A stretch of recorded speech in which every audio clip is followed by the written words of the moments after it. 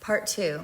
Many adult empaths who may or may not have been an indigo child process information differently. You are processing with multidimensional abilities, meaning there's a lot of distraction. You're actually processing emotion and energy and all the things at once.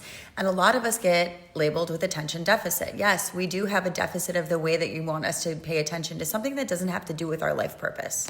It would be amazing and perfect if schools actually taught emotional intelligence and spiritual businesses, spiritual gifts, spiritual abilities, and really strengthen that so that kids who come in with emotional and spiritual abilities don't feel weird, different, left out, like there's something wrong with them.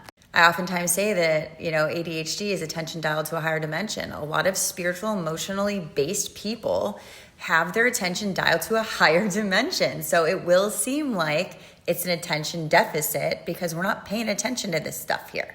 So that's one of the biggest wounds with highly sensitive people is they come in and they're like, I just don't belong here. Something's different. I don't fit into my family. Yeah, you're the one in the family that's supposed to be different. You are actually a cycle breaker in certain ways. And again, it's not like you're better or worse than anyone. You're just different. And I wish this society would validate differences as normal.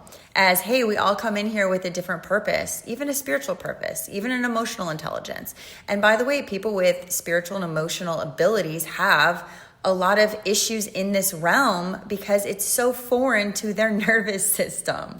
If you're relating to this, I get you, I see you. And so really, again, the goal is to heal back to the original truth of who you are, getting rid of any of those misbeliefs that there's something wrong with you. And if you own yourself, you won't fit in. You're not supposed to fit in like others. You're supposed to fit in because you're different.